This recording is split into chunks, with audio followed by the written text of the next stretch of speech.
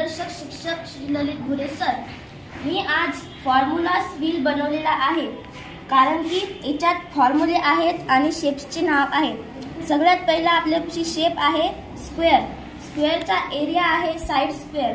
नंतर आहे रेक्टँगल।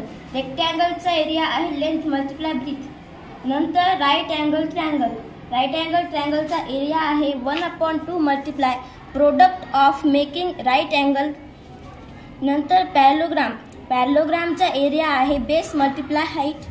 नंतर आहे रोम्बस। रोम्बसचा फॉर्म्युला आहे 1/2 लेंथ ऑफ 2 डायगोनल्स। नंतर आहे trapezium. Trapezium 1/2 multiply sum of parallel side multiply height. नंतर काइट d1 मल्टिप्लाय d2 म्हणजेच डायगोनल 1 मल्टिप्लाय डायगोनल 2/2। नंतर आहे कोन। कोन म्हणजे शंकू। शंकूच्या क्षेत्रफळाचा फॉर्म्युला आहे πr² + πrs। पायची किंमत असते 22/7। धन्यवाद।